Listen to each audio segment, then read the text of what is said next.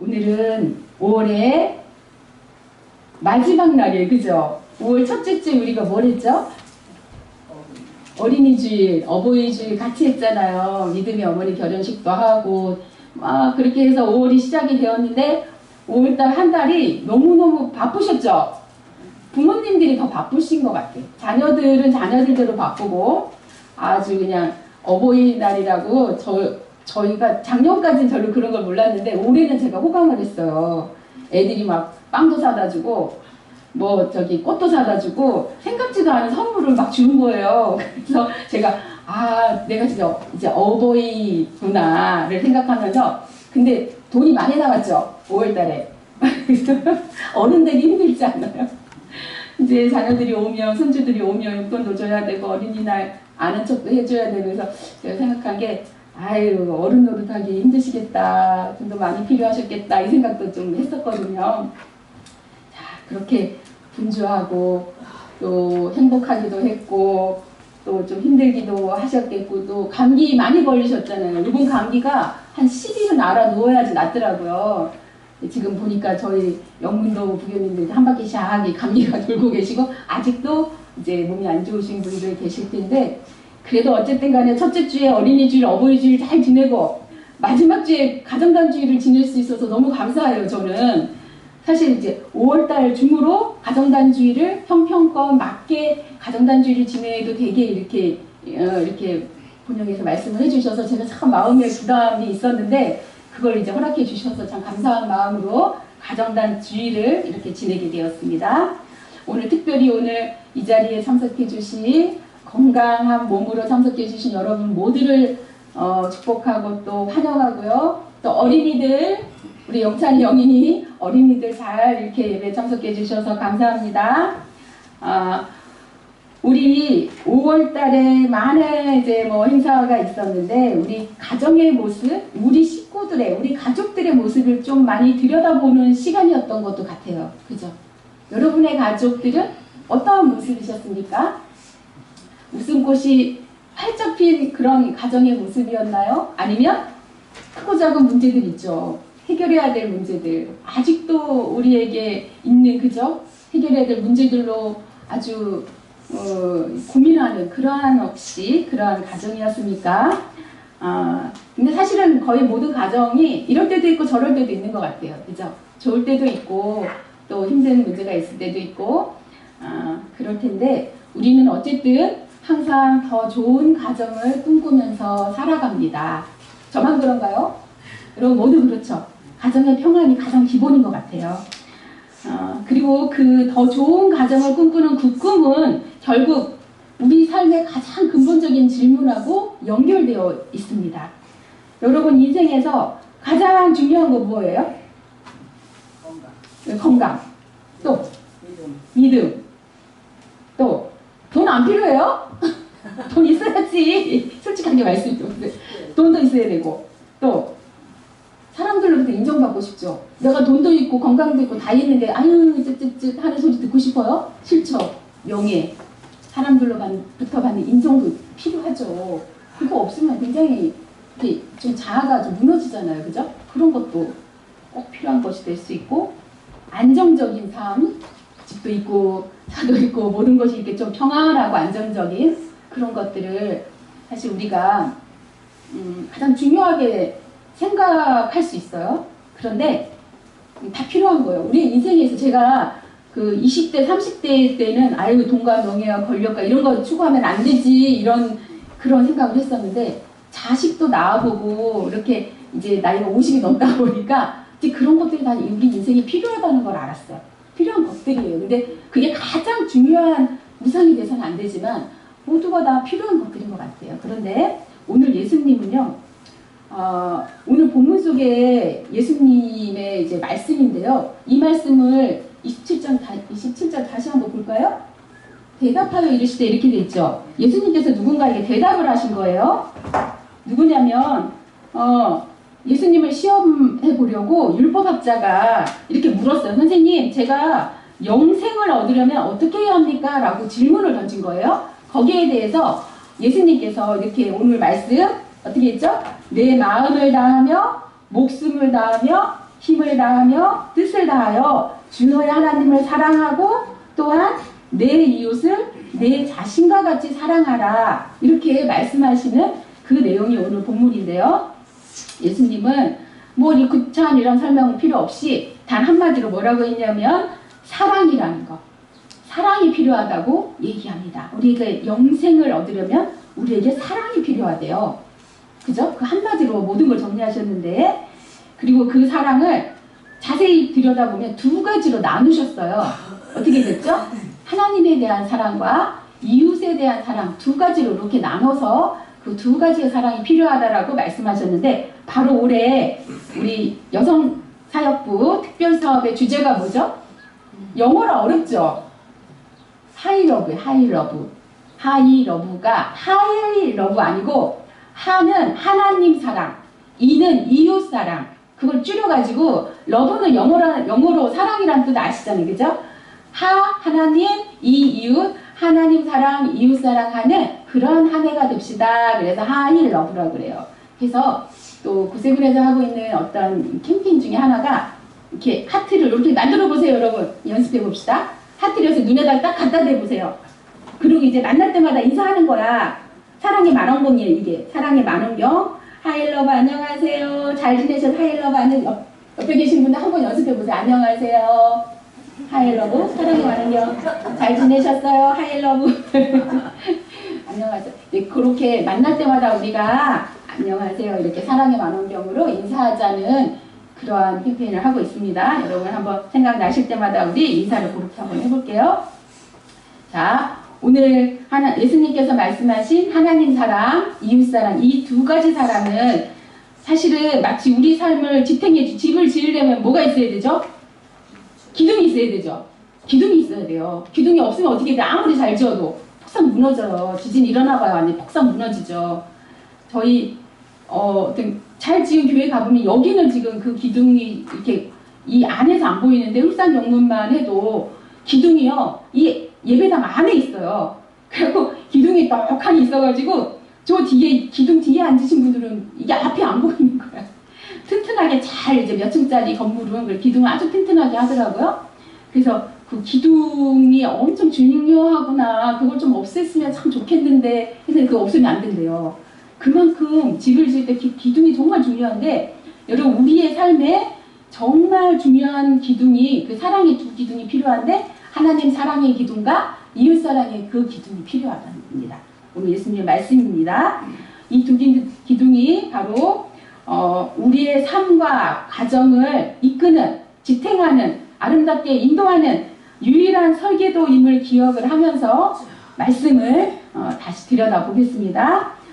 첫 번째 기둥은 뭐라 그랬죠? 하나님 사랑. 우리 여러분 하나님 사랑하십니까? 예수님은 율법학자에게 이렇게 말했죠. 내 마음을 다하며 목숨을 다하며 힘을 다하며 뜻을 다하여 주 너의 하나님을 사랑하라. 부담스럽죠? 부담스럽지 않으세요? 목숨까지 다하래요. 이 말씀은 단지 우리가 입으로만 하나님 사랑합니다, 예수님 사랑합니다 이렇게 입술로만 이렇게 소리내서 고백하는 것을 넘어서서 이 말씀은 구약의 핵심인 쉐마 이스라엘아 들으라 똑같은 말씀이 신명기 6장 5절에 있어요. 하나님이 이미 이스라엘 백성들에게 너는 마음을 다하고 뜻을 다하고 힘을 다하여 내 하나님 여호와를 사랑하라 라는 명령을 하셨어요. 이미 예수님은 이 명령을 다시 한번 우리에게 상기시켜주고 있습니다. 여기서 바로 쉐마의 정신을 이제 그대로 이렇게 연결하고 이 쉐마의 정신이란 말 처음 들어보시죠? 저도 이번에 처음 들어서 이렇게 찾아보니까 이 쉐마의 정신은 이스라엘아 들으라 라고 이제 하나님께서 말씀하시는 그 내용이 단순히 우리가 소리로만 듣는 야 들어봐 이게 아니에요. 이스라엘아 들으라 하고 뭐라 그랬어요? 마음을 다하고 힘을 다하고 뜻을 다해서 내 하나님 여호와를 사랑하라 이거는요. 듣기만 하라는 게 아니에요. 그대로 살아내라는 뜻이에요. 순종하라는 뜻을 같이 갖고 있습니다. 순종하고 듣고 행동으로 옮기고 그것으로 끝나는 게 아니고 너의 자녀들에게 들려주어서 끝까지 너희 자녀들도 그러한 삶을 살게 해라라고까지 연결됩니다. 그래서 이스라엘 사람들은요, 끝까지 자녀교육, 말씀에 대한 자녀교육 목숨을 걸고 지금도 하고 있잖아요. 그런 부분은 우리도 꼭 기억했으면 좋겠습니다. 마음을 다하고 목숨을 다하고 힘을 다하고 뜻을 다하여 라는 표현은 우리 신앙이 단순히 이렇게 감정적으로 또 아니면 이런 예배 의식으로 이렇게 하는 것을 이제 다가 아니라는 거죠. 우리가 가진 모든 것을 생각과 감정과 의지뿐만 아니라 우리 삶의 모든 전체를 다 총동원 해서 하나님을 사랑하라는 깊은 의미가 있습니다. 여기서 하나씩 들여다볼게요. 마음을 다하여 사랑한다는 것은 마음을 다해 사랑해 보셨죠? 다 그래서 결혼하셨죠. 예, 근데 감정적으로만 사랑하는 그것으로 그치는 게 아니라 우리가 생각과 의지가 온전히 하나님을 향하는 것, 또 세상의 가치관이 아니라 하나님의 말씀을 중심으로 생각하고 판단하는 것을 의미합니다. 두 번째, 목숨을 다하여 사랑한다는 것은 어떠한 걸까요? 죽기 살기로 이게 하나님 매달리게 잘 안 되잖아요. 어떤 상황, 어떤 어려움이 와도 하나님에 대한 그 믿음을 포기하지 않는 것. 제자들이요, 끝까지 예수님 옆에 붙어있지 못했잖아요. 그죠? 그렇게 충신이었던 베드로조차도 예수님이 잡혀갈 때, 그죠? 예수님 모른다고 대만했잖아요. 제자들 모두가 다 뿔뿔 흩어졌어요. 그죠? 우리도 만약에 그런 똑같은 상황이면 그렇지 않을까요? 그죠? 그런 상황에서도 근데 어떻게 됐죠? 진짜 예수님을 부활하신 예수님을 만난 제자들은 어떻게 됐어요? 다 순교하셨어요. 다 순교했어요. 그들이 뭐 특별히 똑똑해서도 아니고 그들이 결단력이 있어서도 아니고 단지 예수님을 만났을 뿐인데 정말로 정말로 부활하신 예수님을 만났을 뿐인데 그 진정한 만남을 통해서 죽음에까지 내 목숨도 아까워하지 않는 그 믿음이 생겼다는 거예요. 정말 놀랍지 않으세요? 그 오합지졸 같았던 제자들, 우리조차도 정말로 하나님을 깊이 만나면 목숨을 바쳐서 그 믿음을 끝까지 지킬 수 있다는 것, 그것이 우리에게 또 소망이 될 것입니다. 또 힘을 다하여 라는 말씀 있죠?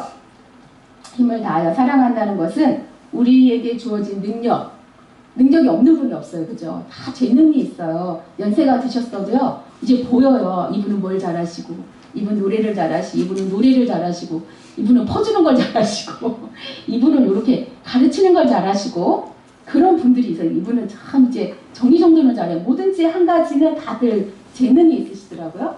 그 재능, 또 나에게 있는 물질, 그리고 시간이 있죠. 여러분, 연세 드시면 제일 많아진 게 뭐라고요? 시간이 많아져. 너무 감사하지 않으세요? 예전에는 애들 키우느라 뭐 남편 뒷바라지 뭐 농사 짓느라 막 시간이 늘 쫓기면서 살다가 이제는 어때요?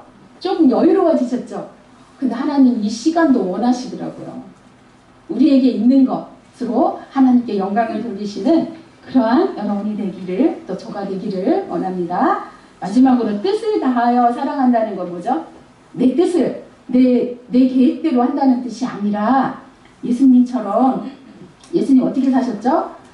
내 뜻대로 마시고 아버지의 뜻대로 되기를 원하나이다, 이렇게 말씀하셨죠. 십자가의 고통 앞에서도 아버지의 뜻을 구하셨던 그 예수님처럼 우리도 우리의 계획과 우리의 뜻은 너무 많아요. 뭐도 하고 싶고 우리 특히 이제 영찬이 영인이 한참 잘할 때라 막 얼마나 뭐가 하고 싶은 게 많은지 몰라. 엄마 이것도 하고 싶고 저것도 하고 싶고 막 그래요. 그렇지만 결국은 우리가 하나님이 나를 향한 뜻이 무엇인지를 안다면 거기에 순종할 수 있는 그러한 믿음이, 또 그러한 행동이 곧 또 사랑이라는 것입니다. 사랑하는 가정단원 여러분, 또 국민님 여러분, 우리 어린이들, 우리 영창이 어린이까지 우리 모두가 하나님을 온전히 사랑할 수 있을 때 우리가 하나님 안에서 새로운 사랑의 사람으로 이렇게 거듭날 수 있다는 것입니다. 우리의 가정이 하나님의 사랑으로 충만해질 때 서로를 용서할 수 있고 또 서로를 이해할 수 있으며 진정한 평화가 우리 가운데 깃들게 됩니다. 이것이 바로 우리 삶과 가정을 든든히 지탱하는 첫 번째 사랑의 기둥이에요. 자, 두 번째 기둥은 뭐죠? 두 번째 기둥은 나를 사랑하듯 내 몸과 같이 내 이웃을 사랑하라고 했죠. 네, 예수님은 하나님을 향한 사랑에 이어서 또한 내 이웃을 내 자신과 같이 사랑하라라고 말씀하십니다. 이 계명은 우리가 하나님을 사랑하는 것이 얼마나 진실한지를 증명하는 시험대 같은 말씀이에요. 그죠? 요한일서 4장 20절에 보면 누구든지 하나님을 사랑하노라 하고 그 형제를 미워하면 이는 거짓말하는 자니 보는 바 그 형제를 사랑하지 아니하는 자는 보지 못하는 바 하나님을 사랑할 수 없느니라 라고 분명히 말씀합니다. 보는 형제도 사랑하지 못하는데 보이지 않는 하나님 어떻게 사랑해? 맞는 말씀이시죠? 자, 하나님을 향한 사랑은 반드시 사람을 향한 사랑으로 이어져야 한다는 말씀입니다. 오늘 본문 말씀에 이웃을 사랑하는데 어떻게 사랑하래요? 내 자신과 같이, 내 몸과 같이 사랑하래요. 참 어려워요, 그죠? 나 자신을 사랑하기도 사실 어려운 시대를 살아가고 있죠. 그런데 이제 그냥 단순하게 생각해 봅시다. 우리가 우리 자신을 얼마나 아끼고 돌보고 소중히 여기면서 살아갑니까? 평생을 잘 못 느껴요. 아플 때 어떻게 하죠? 당장 병원 가야 돼요.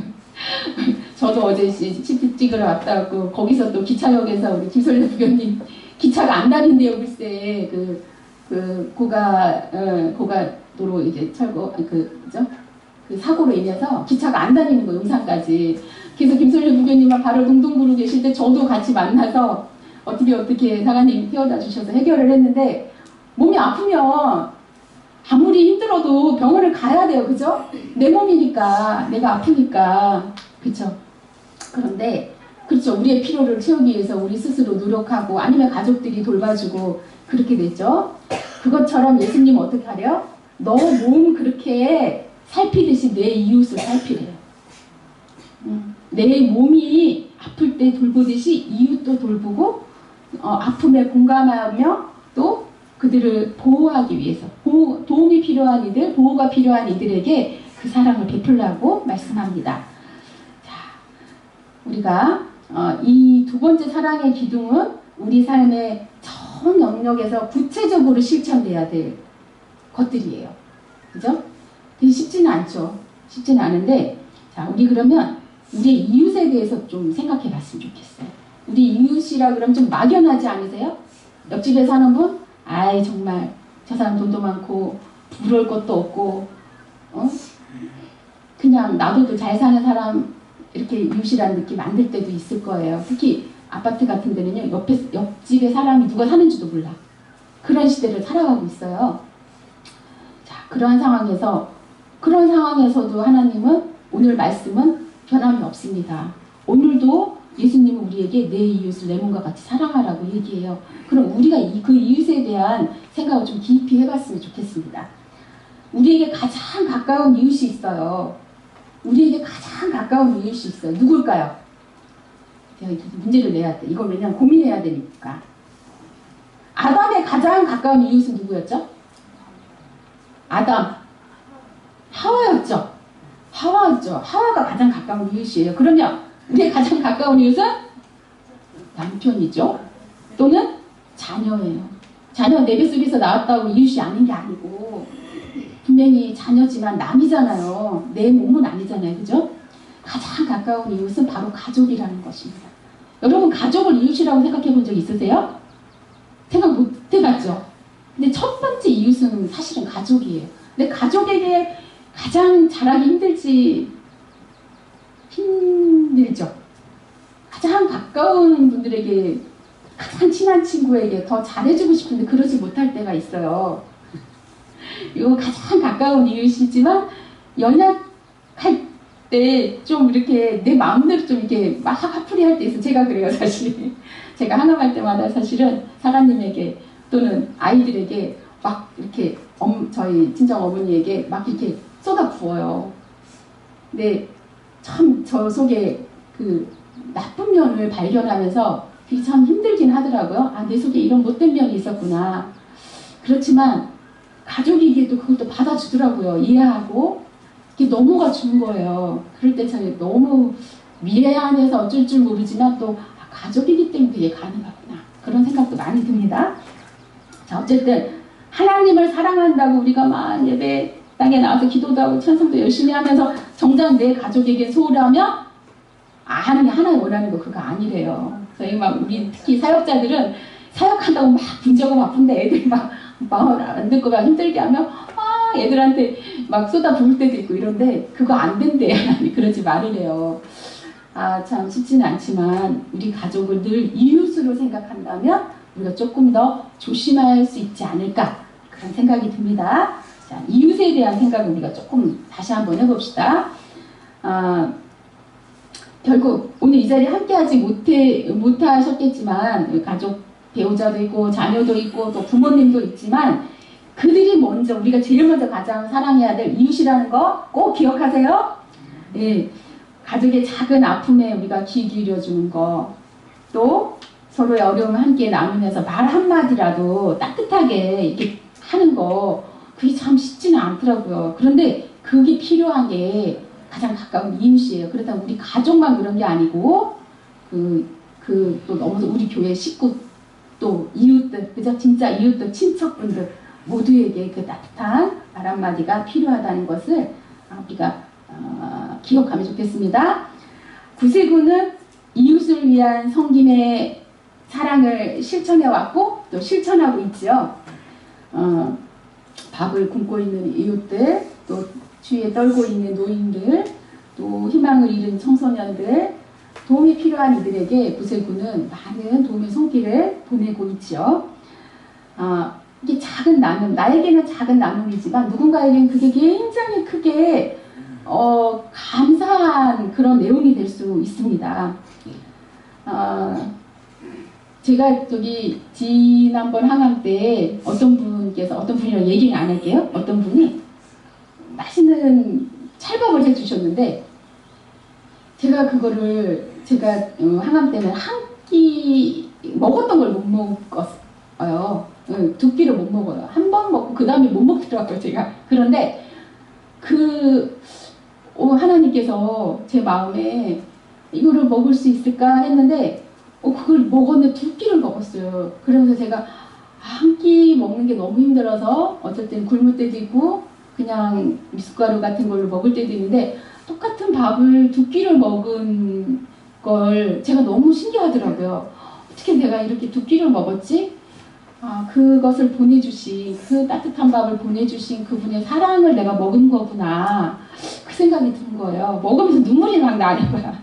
넘어갈 수 있다는 게 너무 신기하고, 이게 바로 그분은, 내가 주시면서도 아이고 이게 맛이 좋을까, 사모님 이걸 드실까 이러고 주셨을 텐데 저는 그거를 먹으면서 눈물이 났어요. 그래서 우리가 물론 음식도 먹지만 이분의 사랑도 먹는구나. 제 마음에 그거를 두 끼를 다 먹었던 거는 그분의 사랑에 감동해서가 아닐까 그런 생각이 듭니다.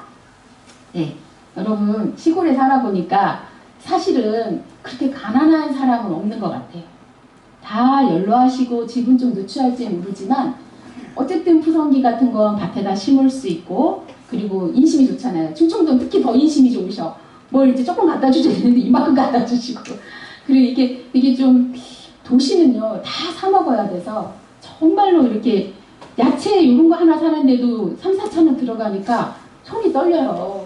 그래서 막 사 먹기 안 되고 아껴서 이렇게 먹게 되고 그런데 시골은 그런 것들이 좀 풍족하잖아요.